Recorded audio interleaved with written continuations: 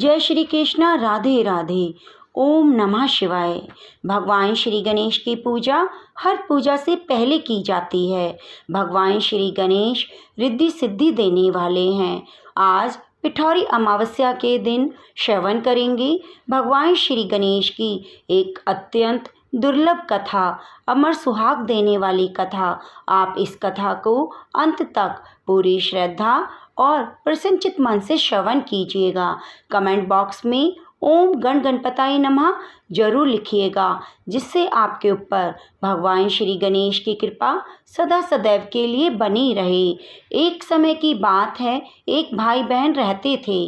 बहन का नियम था वह अपने भाई का चेहरा देखे बिना खाना ना खाती। हर रोज़ वह सुबह उठती, जल्दी जल्दी इस घर का सारा काम करके अपना भाई का मुंह देखने उसके घर जाती। एक दिन रास्ते में एक पीपल के नीचे गणेश जी की मूर्ति रखी हुई थी। उसने भगवान के सामने हाथ जोड़कर कहा, मेरे जैसा अमर सुहाग और मेरे जैसा अमर पीहर सबको देना भगवान। यह कहकर वह आगे बढ़ जाती थी। जंगल की झाड़ियों के कांटे उसके पैरों में चुभ जाया करते।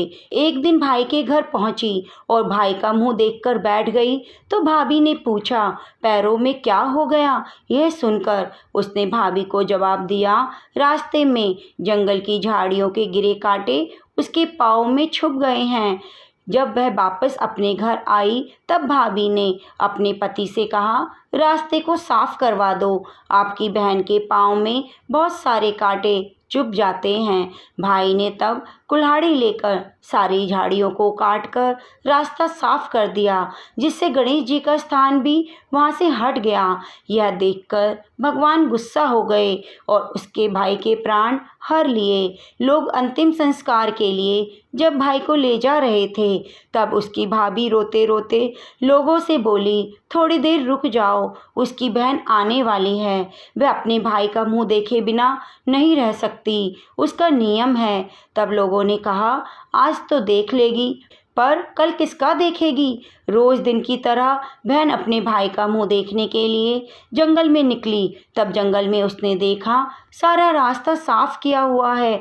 जब वह आगे बढ़ी तो उसने देखा सिद्धि विनायक को भी वहां से हटा दिया गया है।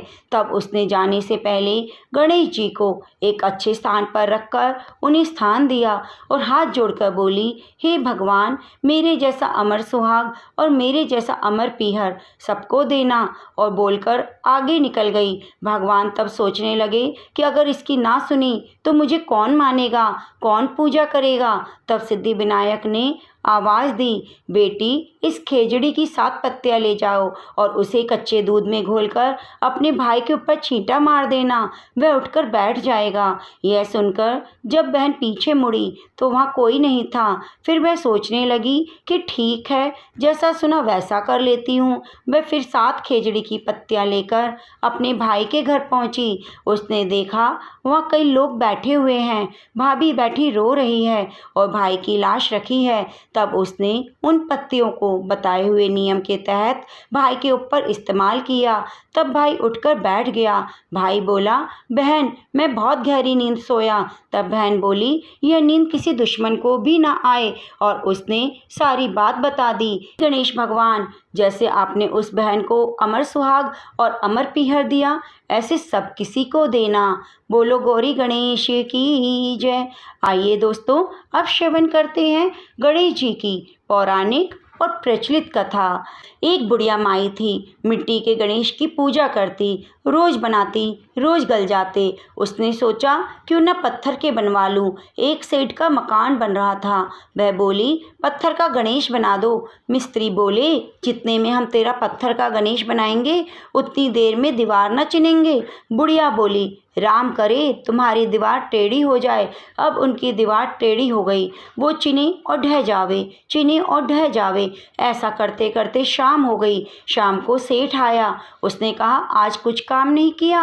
वो कहने लगे, एक बुढ़िया आई थी, कह रही थी मेरा पत्थर का गणेश गढ़ दो। हमने नहीं गढ़ा। उसने कहा तुम्हारी दीवार टेढ़ी हो जाए। तब से दीवार सीधी नहीं बन रही, बनाते हैं ढह जाती है। सेठ ने बुढ़िया बुलवाई। सेठ ने कहा हम तेरा सोने का गणेश गढ़ देंगे, हमारी दीवार सीधी कर दो। सेठ ने बुढ़िया को सोने का गणेश गढ़ा दिया। सेठ की दीवार सीधी हो गई। जैसे सेठ की दीवार सीधी की, हे गणेश देवता, ऐसे सब किसी के ऊपर अपनी कृपा दृष्टि बनाए रखना। बोलो गणेश भगवान की जय। आइए अब हम श्रवण करते हैं महादेव और पार्वती जी की अति ही दुर्लभ और प्रचलित कथा, जिसके सुनने मात्र से हमें भगवान गणेश और माता पार्वती और शिव शंकर की कृपा प्राप्त होगी। एक बार महादेव जी पार्वती जी सहित नर्मदा के तट पर बैठ गए। वहाँ एक सुंदर स्थान पर पार्वती जी ने महादेव जी के साथ चौपड़ खेलने की इच्छा व्यक्त की। तब शिव जी ने कहा हमारी हार जीत का साक्षी कौन होगा। पार्वती जी ने तत्काल वह घास के तिनके बटोरकर एक पुतला बनाया और प्राण प्रतिष्ठा की। कहा बेटा हम चौपड़ खेलना चाहते हैं, किंतु यहाँ हार जीत का साक्षी कोई नहीं, अतः खेल के अंत में तुम हमारी हार जीत के साक्षी होकर बताना हमें कौन जीता कौन हारा। खेल आरंभ हुआ। देवयोग से तीनों बार पार्वती जी जीती। जब अंत में बालक से हार जीत का निर्णय कराया गया तो उसने महादेव जी को विजयी बताया। पार्वती जी ने क्रोध में आकर एक पांव लंगड़ा होने और वहां के कीचड़ में पड़ा रहने का दुख भोगने का शाप दे दिया। बालक ने विनम्रता पूर्वक कहा माँ मुझसे अज्ञानवश ऐसा हो गया, मैंने किसी से कोई द्वेष नहीं किया, मुझे माफ करो, शाप से मुक्ति का उपाय बताओ। तब ममता रूपी माँ को उस पर दया आ गई। बोली यह नाग कन्याएं गणेश पूजन करने आएंगी, उनके उपदेश से तुम गणेश जी का व्रत करना और मुझे प्राप्त कर लोगे। एक वर्ष बाद वहाँ श्रावण में नाग कन्याएं गणेश पूजन के लिए आईं। नाग कन्याओं ने गणेश जी के व्रत करके उस बालक को भी व्रत की विधि बताई। उस बालक ने 12 दिन तक गणेश जी का व्रत किया। तब गणेश जी ने उसे दर्शन देकर कहा मैं तुम्हारे व्रत से प्रसन्न हूँ, मनवांछित वर मांगो। बालक बोला भगवान मेरे पाँव में इतनी शक्ति दो, मैं कैलाश पर्वत पर अपने माता पिता के पास पहुँच सकूँ और वे प्रसन्न हो जाएं। गणेश जी तथास्तु कहकर अंतर्ध्यान हो गए।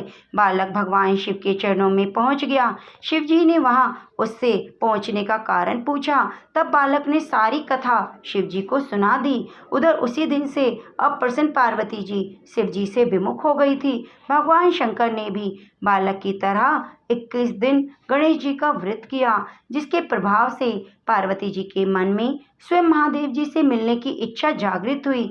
वे शीघ्र ही कैलाश पर्वत पर आ पहुंची। वहां पहुंचकर पार्वती जी ने शिव जी से पूछा भगवान आपने कौन सा उपाय किया जिसके फलस्वरूप मैं आपके पास आई। शिव जी ने गणेश जी का व्रत करने का उन्हें बताया। तब पार्वती जी ने अपने पुत्र कार्तिकेय जी से मिलने की इच्छा से यह व्रत किया। उसके बाद कार्तिकेय जी भी पार्वती जी से आ मिले। उन्होंने भी माँ के मुख से इस व्रत का महात्म्य सुनकर व्रत किया। बोलो गणेश भगवान की जय। हे गणेश जी, जैसे आपने अपने भक्तों की लाज रखी, ऐसे जो भी इस कथा को अंत तक पूरी श्रद्धा से सुन रहा है उस पर अपनी कृपा बनाए रखना। ओम नमः शिवाय। कथा को अंत तक सुनने के लिए आपका बहुत बहुत धन्यवाद। आप हमारे चैनल को सब्सक्राइब जरूर कीजिए, बेल आइकन को दबाना ना भूलें। कमेंट बॉक्स में ओम गण गणपताय नमः जरूर लिखिए। मिलते हैं अगली वीडियो के साथ।